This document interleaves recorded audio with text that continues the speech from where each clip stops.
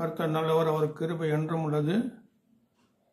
கர்த்தருக்கு கொடான கொடி ஸ்தோத்திரம். இன்றைய தினத்திலும் கர்த்தருடைய வார்த்தைகளை பேச கர்த்தர் கிருபை செய்ததற்காக கர்த்தருக்கு கொடான கொடி ஸ்தோத்திரம். கர்த்தர் நல்லவர். ஹல்லேலூயா. இந்த தினத்திலும் வேத வார்த்தைகளை தியானிப்போம். உத்தமனுக்கு கர்த்தர் துணை. வேத வார்த்தை சொல்லி உத்தமனுக்கு கர்த்தர் துணையாக இருக்காது வேத வார்த்தை சொல்கிறது. அதனால் சில வேத வாக்கியங்களை பார்ப்போம்.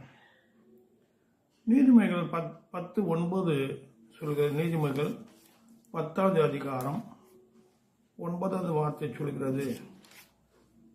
10வது அதிகாரத்தை 9வது வார்த்தை வாசம். உத்தமமாய் நடக்கிறவன் பத்திரமாய் நடக்கிறான்.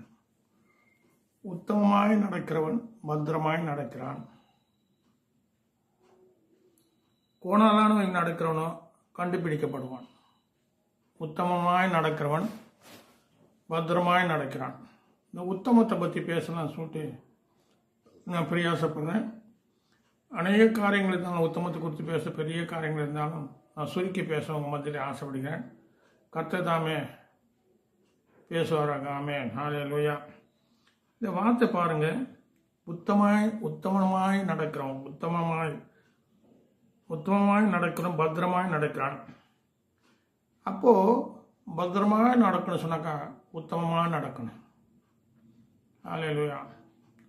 ஆதிகாமம் 17வது அதிகாரத்தில் 1வது வாரத்தில் அப்புறங்க பார்த்து கர்த்தர் சொன்னார், எனக்கு முன்பாக உத்தமமாய் நடந்து கொண்டு இரு சொன்னார். எனக்கு முன்பாக நீ உத்தமமாய் நடக்கணும் சொன்னார். உத்தமமாய். ஹல்லேலூயா. அந்த உத்தமம் சொல்கிற வார்த்தை கர்த்தர் நேசிக்கிறார். கர்த்தர் நல்லவர். ஹல்லேலூயா. அடுத்த வார்த்தை பாருங்க. நீதிமொழி 16வது அதிகாரத்தில் 2வது வார்த்தை வாசிக்க. நீதிமொழி 14 2வது வார்த்தை வாசிக்கிறேன். நிதானமாய் நடக்கிறவன்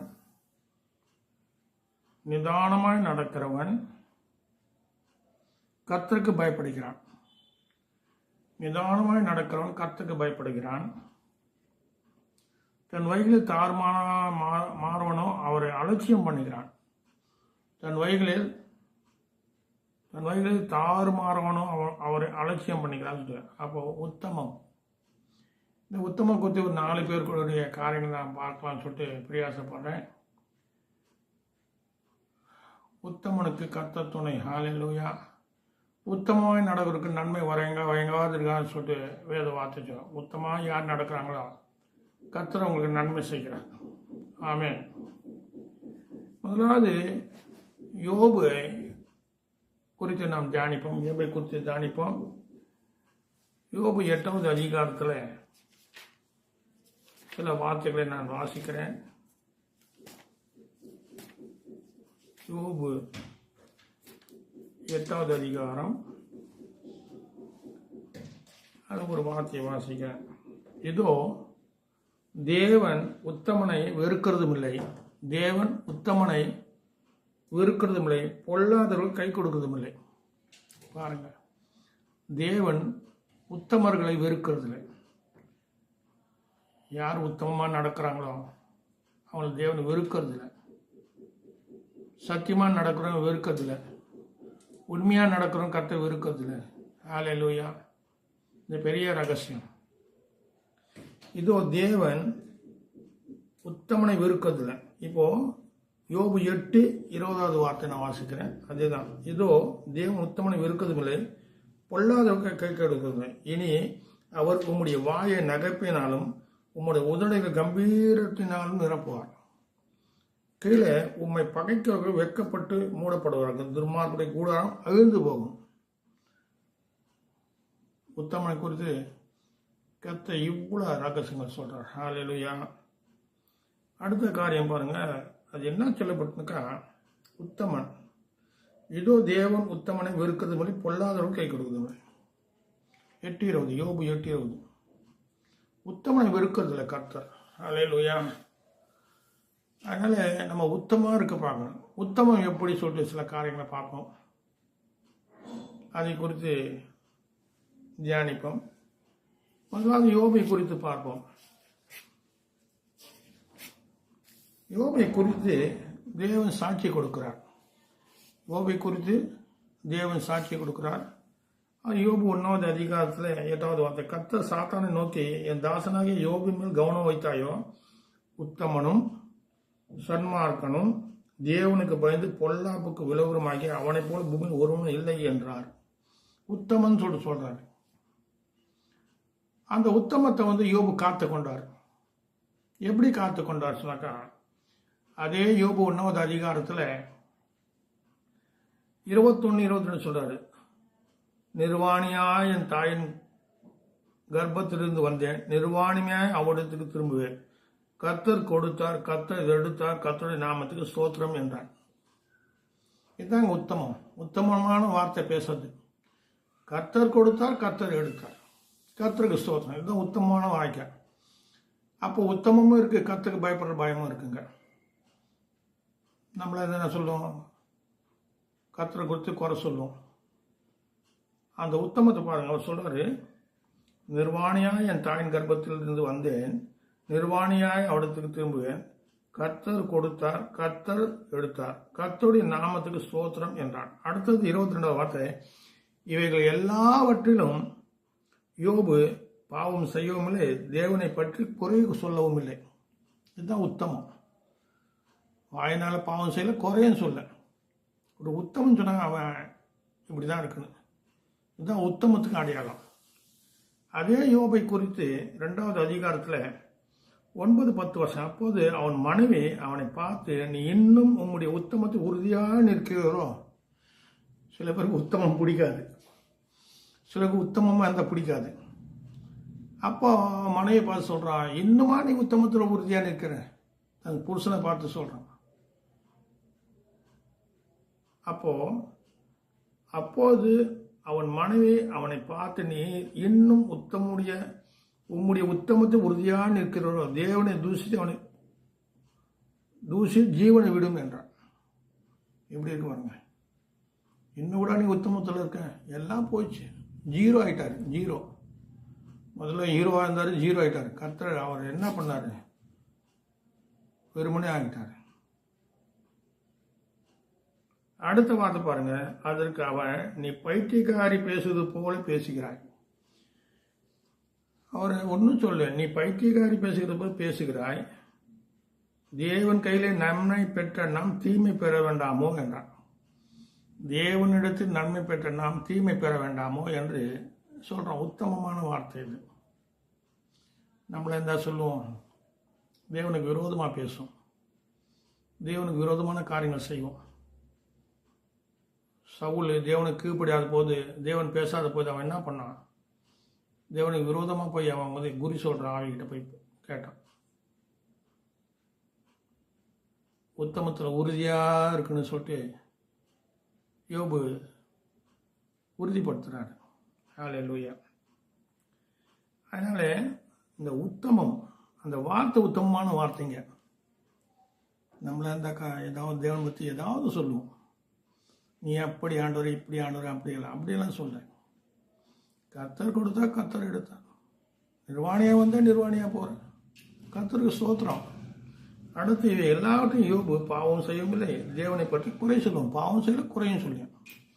அடுத்து அவங்க மனைவி சொல்கிறாங்க, தூசித்து ஜீவனுடைய இன்னும் உறுதியாக இருக்கியே சொன்னாங்க. உத்தமத்தில் உறுதியாக இருக்கியே. அப்போது அவர் சொல்கிறாரு, தேவன் கையில் நன்மை பெற்ற நாம் தீமை பெற வேண்டாமோ என்றான். தேவன் கருத்து நன்மை பெற்றோம், தீமை பெற வேண்டாம். தீமை யாராவது பெற்றுக்கொள்வாங்களா? இவன் சொல்ல, நன்மை பெற்றோம், தீமையை பெற்றுக்கொண்டு சொன்னான். அந்த உத்தமம். சமநிலை பிரமாணம் பவுல் எழுதுறாரு. சமநிலை பிரமாணம் இதுதான். எல்லாத்தையும் சமமாக எடுத்துக்கணும். உத்தமம் சொல்றது ஒரு சமமான ஒரு மனநிலை, தேவனுக்கு பயப்படுறது. அநேக காரியம் சொல்லிக்கினே போகலாம். கர்த்தர் நல்லவர். அடுத்தது பாருங்க, 2 ராஜாக்கள்ல 7வது குஷ்டரோகிகள். இந்த காரியத்தை பார்ப்போம். 2 ராஜாக்கள் 7வது அதிகாரத்தில் நான் வாசிக்கிறேன். இந்த 2 ராஜாக்கள் 7வது அதிகாரத்தில் என்ன பண்ணுது சொன்னாக்கா, அங்கே ஒரு பஞ்சம் வருது. என்ன பஞ்சம்? சமாரியா வாசலே ஒரு மரக்கால் கோதுமை, ஒரு செங்கல் 2 மரக்கால் வர கோதுமையும் செங்கல் விற்கப்படும் என்று கர்த்தர் சொல்கிறார் என்றார். யார்? எலிசா. அப்போ சமாரியாவில் ஒரு பெரிய பஞ்சம். அப்படி வர்ணத்தில் அங்கே என்ன ரொம்ப பஞ்சமாக இருந்தது. அதை விடுங்க, பஞ்சம் எல்லாத்துலேயும் இருக்குது, வரும். அங்கே முக்கியமான சப்ஜெக்ட் என்னன்னு சொன்னாக்கா, இந்த 2 ராஜாக்கள் 7வது 8, 9 நான் வாசிக்கிறேங்க. கர்த்தர் குஷ்டரோகிகள் பாளையத்தின் முன்னணி மட்டும் வந்தபோது ஒரு கூடாரத்துக்கு பிரவேசத்தை புசித்து குடித்து, அங்கே என்ன பண்ணுறாங்க, சில குஷ்டரோகிகளை பற்றி சொல்லப்பட்டிருக்கு. அவங்க என்ன சொல்கிறாங்க, 4வது பட்டணத்துக்கு பிரயோசனம் என்றால் பட்டணத்தில் பஞ்சம் உண்டாயிருக்கிறதுனால அங்கே சாவோம், நாம் இங்கே இருந்தாலும் சாவோம். ஆகையால் இப்போது சீரியுடைய இராணுவத்துக்கு போவோம் வாருங்கள், அவர்கள் நம்மை உயிரோடு வைத்தால் பிழைப்போம், நம்மை கொன்றால் சாவோம் என்று சொல்லி சீரியுடைய இராணுவத்துக்கு போக இருட்டோடு எழுந்து சீரியுடைய பாலத்துக்கு முன்னணியில் வந்தார்கள். அங்கே ஒருவரும் இல்லை. ஆண்டவர் சீரியாவின் இராணுவத்திற்கு ரதங்களின் இறைச்சலும் குதிரைகளின் இறைச்சலும் மகா இராணுவத்தின் இறைச்சலும் கேட்க பண்ணினார்கள். அவர்கள் ஒருவர் நோக்கி, இதோ நம்மிடத்தில் போருக்கு வர இஸ்ரவேல் ராஜா ஏத்தியன் ராஜாக்களின் எகிப்தின் ராஜாக்களின் நமக்கு விரோதமாக கூலி போரினார் என்று சொல்லி இருட்டோடு எழுந்திருந்து ஓடிப்போய் தங்கள் கூடாரங்களும் தங்கள் குதிரைகளும் தங்கள் கவிதைகளும் தங்கள் பாலத்தியம் அவைகள் இருந்த பிரகாரமாக விட்டு தங்கள் பிராணன் மாத்திரம் தப்பும்படி ஓடி போனார்கள். சரி, அப்போ இந்த குஷ்டரோகி மேலே சொல்றாங்க, இங்க சாவதை விட அங்கே போய் சாவோம், பாளையத்துக்கு போவோம், பஞ்ச கொடிதான் இருக்கு. அப்போ கர்த்தர் அதிசயம் பண்றாரு. 8வது அந்த குஷ்டரோகிகள் பாளையத்தில் முன்னிட்டு வந்தபோது ஒரு கூடாரத்துக்கு புசித்து குடித்து அங்கே யாருமே ஓடி போனார்கள். 6வது வார்த்தையில் 7வது வார்த்தையில் எல்லாம் ஓடி போயிட்டாங்க. அந்த குஷ்டரோகிகள் பாளையத்துக்கு முன்னணி மட்டும் வந்தபோது கூடாரத்துக்குள் பிரவேசித்து புசித்து குடித்து அதிலிருந்து வெள்ளியும் பொன்னையும் வசம் எடுத்துக்கொண்டு போய் ஒளித்து வைத்து திரும்பி வந்து வேறொரு கூடாரத்துக்குள் பிரவேசித்து அதிலிருந்து அப்படியே எடுத்து கொண்டு போய் ஒளித்து வைத்தார்கள். இங்கேதான் ஒரு ரகசியம் பாருங்க, உத்தமத்தை பாருங்க. பின்பு ஒருவரை நோக்கி நாம் செய்கிறது நியாயம் அல்ல. அதான் உத்தமங்க, அவங்க பேசிக்கிறாங்க உத்தமமான வார்த்தை. பின்பு அவருக்கு ஒருவர் நோக்கி நாம் செய்கிறது நியாயம் அல்ல, என்னால் நற்செய்தி அறிவிக்கும் நாம் மௌனமாக இருந்த பொழுது விடியும் மட்டும் காத்திருந்தால் குற்றம் நம்ம மேல் வரும். சொல்றாங்க, நம்ம செய்த தப்பு, நம்ம மட்டும் சாப்பிட்டு நம்ம மட்டும் நல்லா இருக்குன்னு அதை நினைக்கிறோம்.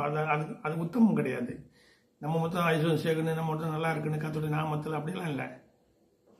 கர்த்தருடைய நாமத்தில் எல்லாரும் நல்லா இருக்கணும், நல்லா சுபிச்சமா இருக்கணும், எல்லாருக்கும் பகிர்ந்து கொடுக்கணும். ஹல்லேலூயா.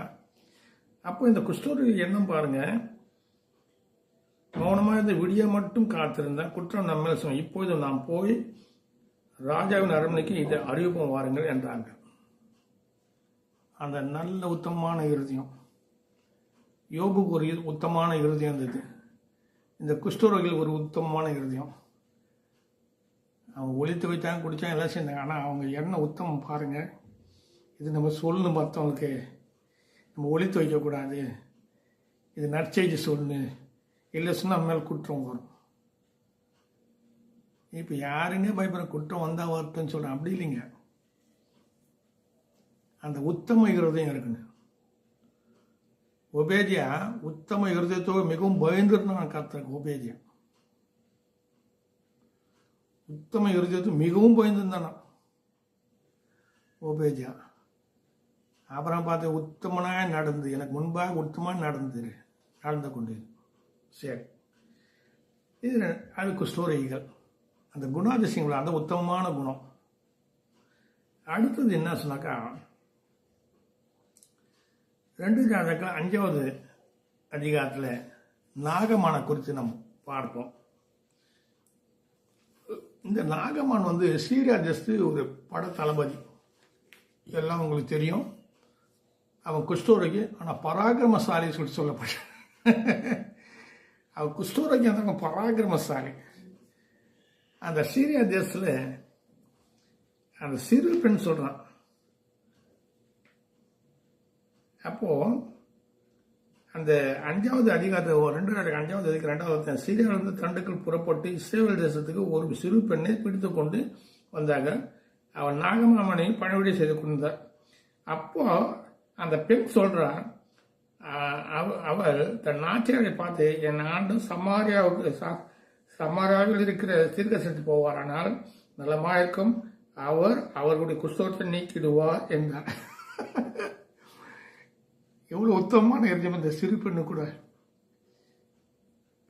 நீங்க சமாரியாவுக்கு போனாக்கா, தீர்க்கதரிசி போனாக்கா இந்த குஷ்டத்தை நீக்கிடுவார் நம்ம சொல்லுவோமா? அந்த உத்தம இருந்தது அந்த சிறு பெண்ணுக்கு இருந்தது. நற்செய்தி சொல்றேன். சரி, நாகமான் வராரு. நாகமான் வந்து ராஜாட்ட பேசாரு, சொல்லி எல்லாம் செய்தாரு. இப்போ என்ன சொன்னாக்கா 10வது வாரத்தில் ராஜா என்ன சொல்றாரு, ஐயோ என்னை சோதிக்க வந்தாங்கன்னு சொல்றான். ஆனாக்கா எலிசா சொல்றாரு, அப்போது எலிசா அவனுக்கு, நீ ஆள் அனுப்பி நீ போய் யோர்தான் 7 தரம் ஸ்நானம் பண்ணு, அப்போது உன் மாமிசம் மாறி சுத்தமாவா என்று சொல்ல சொன்னான். கர்த்தருடைய வார்த்தை உத்தமமான வார்த்தை. சங்கீதம் 18 உத்தமனுக்கு உத்தமனும் சன்மார்க்க சமனும் அப்படிதான் சொல்லப்பட்டு, உத்தமனுக்கு அவர் உத்தமனா இருக்கார், அவர் புனிதனுக்கு புனிதரா இருக்கார், மாறுபட்டவனுக்கு மாறுபட்டவனா இருக்கார். ஹல்லேலூயா. ஆனால் நாகமான் வந்து என்ன பண்றாரு, இங்க வராரு, அவர் சொல்றாரு. அப்ப அதுக்கு நாகமான் கடும் கோபம் கொண்டு புறப்பட்டு போய் அவன் வெளியே வந்து நின்று தன் தேவனாய் கர்த்தருடைய நாமத்தை தோய்து தன் கையினால் இந்த இடத்தை தடவி இவ்விதமாய் குஷ்டரோகத்தை நீக்கிடுவான் என்று எனக்குள்ளே நினைத்தேன். நான் ஸ்நானம் பண்ணி சுத்தமாவதுக்கு தண்ணீர் இல்லையான்னு சொல்லிட்டு கேட்கிறாரு. எல்லாவற்றையும் பார்க்க தாமஸ்கின் நதிகளில் ஆயனாவும் பர்னபாவும் நல்லதல்லவோ என்று சொல்லி உக்கிரத்தோடு திரும்பி போனான். ஆனால் அங்கே ஒரு ரகசியம் பாருங்க, வேலைக்காரன் சொல்றான் அந்த உத்தமத்தை பாருங்க. அப்போது ஊழியக்காரன் சமைத்து வந்து அவனை நோக்கி, தகப்பனே, அந்த தீர்க்கதரிசி ஒரு பெரிய காரியத்தை செய்ய உனக்கு சொல்லியிருந்தார், அதை நீ செய்வீர் அல்லவா? ஸ்நானம் பண்ணும் அப்போது சுத்தமாவீர் என்று அவர் உம்மோடு சொல்லும் போது அதை செய்ய வேண்டியது எத்தனை அதிகம் என்று சொன்னார். அவர் என்ன சொன்னாரு? ஸ்நானம் பண்ணும் சுத்தமாவேன்னு சொன்னாரு. ஒரு தீர்க்கதரிசி ஒரு ஊழியக்காரர் பெரிய காரியம் சொல்றா செய்வீங்கல்ல, ஒன்றும் சின்ன காரியம். யோதான் 3 தடவை 7 தடவை முக்கியம் அந்த சொன்னார். அது கோபம் வந்துச்சு. இருந்தாலும் அங்கே நான் பாருங்க, அந்த 5வது அதிகாரத்தில் பார்த்தீங்கன்னா, அப்போது அவன் இறங்கி தேவனுடைய மனுஷன் வார்த்தையின்படியே யோர்தானை 7 தடவை முக்கின போது அவன் மாமிசம் ஒரு சிறு பிள்ளை மாமிச போல மாறி அவன் சுத்தமானான். அவன் இறங்கிட்டான், கீழ்ப்படிஞ்சான். அவன் கீழ்ப்படிஞ்சு என்ன பண்றான், அதே போல் சொன்னா போல சுத்தமாச்சான். ஆனா கீழே ஒரு வார்த்தை தான் முக்கியமான வார்த்தை. 2:5 அப்போ ஒரு காரியம் சொல்றாரு, ஒரு காரியத்தை கர்த்தர் உமது அடியனுக்கு மன்னிப்பாராக. யார்கிட்ட சொல்றாரு? தீர்க்கதரிசி சொல்றாரு, ராஜா கிட்ட சொல்றாரு. அவரு பாருங்க 15. அப்போ நாகமன் ஆனாலும் 2 கோவில் கழுதைகளை சுமக்கத்தக்க 2 பொதிமண் உமது அடியனுக்கு கட்ட வேண்டும். மறுபடியும் இனி கர்த்தருக்கு அல்லாமல் அந்நிய தேவருக்கு சர்வாங்கதன்யம் பலிகளும் செலுத்துவதில்லை என்றார். உத்தமா. அடுத்தது, ஒரு காது கத்து உமது அடியனுக்கு மன்னிப்பாராக. என் ஆண்டும் பணிந்து கொள்ளும் ரிம்போன் கோவிலே பிரவேசிக்கும் போது நான் அவருக்கு கைலாக்கு கொடுத்து ரிம்போன் கோவிலே பணிய வேண்டியதாகும். இப்படி ரிம்போன் கோவிலே நான் பணிய வேண்டிய இந்த காரியத்தை கத்து உமது அடியனுக்கு மன்னிப்பாராக என்றார். உத்தமான காரியம். உள்ளத்தில் உத்தம சொல்றோம். நான் ராஜா கூட போறச்ச ரிம்போன் கோவிலில் போச்ச, ராஜா பணியும் போது நானும் பணியனு இந்த காரியத்தை கத்தன் மன்னிக்கணும்னு சொல்றாரு. ஹல்லேலூயா. இதாங்க உத்தமம், உத்தம இருதயம். அடுத்த காரியம் கடந்து போவோம். யோசேப்பு பற்றி பார்ப்போம். ஹல்லேலூயா. யோசேப்புடைய உத்தமத்தை பார்ப்போம். ஆதியாகமம் 39 7, 8, 9 நான் வாசிக்கிறேன்.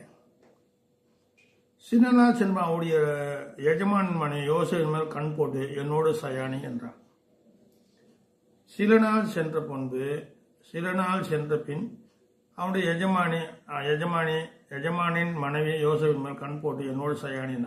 அவனோ தன் எஜமானுடைய மனைவியின் சொல்லுக்கு இணங்காமல் அவளை நோக்கி, இதோ வீட்டிலே என்னிடத்து இருக்கைகளில் யாதொன்றை குறித்து என் ஆண்டவனும் சாயாமல் தமக்கு உண்டான எல்லாத்தையும் என் கையில் ஒப்பு கொடுத்திருக்கார். உத்தமம் பாருங்க, எல்லாத்தையும் என்கிட்ட ஒப்பு கொடுத்திருக்காரு. அதனால இந்த வீட்டில் என்னிலும் பெரியவன் இல்லை. நீ அவருடைய மனைவியாக இருக்கிறபடியா உன்னை தவிர வேறு ஒன்றையும் அவர் எனக்கு விலக்கி வைக்கவில்லை. அப்படி இருக்க நான் இத்தனை பெரிய பொல்லாங்கு உடன்பட்டு தேவனுக்கு விரோதமாய் பாவம் செய்வது எப்படி? உத்தமம். தேவனுக்கு விரோதமாக எப்படி நான் பாவம் செய்வேன்? அல்லேலூயா. மன்னிக்கணும், வெளிரங்கமாக எல்லாம் பேச முடியாது. இன்னைக்கு கூட ஜீசஸ் உத்தமாக இருக்கிறது பார்க்கறது ரொம்ப கஷ்டமாக இருக்கு. கர்த்தர் உத்தமனை வெறுக்கிறதுல, உள்ளார கை கொடுக்கறதுல. இந்த உத்தம இருதயம் எப்படி இருக்கு? ஒருத்தர் சொல்றாரு, அவன் பாருங்க, நாகமன் புறஜாதி. அவன் சொல்றாரு, கர்த்தர் மன்னிப்பாராங்க. நான் ரெம்பூரன் கோயிலில் போவேன், ராஜா பணியும் போது நான் பண்ணுவேன். ராஜா கும்பிடுமுன்னா அவன் கும்பிடணும் இல்லை சொன்னால் அவனுக்கு தண்டனை. அதை பார்த்தா கர்த்தர் மன்னிக்கு. அதனால உத்தமாய் நடப்போம். உத்தமனாய் நடக்கிறோம், பத்திரமாய் நடக்கிறான், நிதானமாய் நடக்கிறவன் கர்த்தருக்கு பயப்படுகிறான். அதனால் உத்தமமாய் நடப்போம், நிதானமாய் நடப்போம், கர்த்தருக்கு பயந்து நடப்போம். கர்த்தர் தாமே உங்களை ஆசீர்வதிப்பாராக. ஆமென்.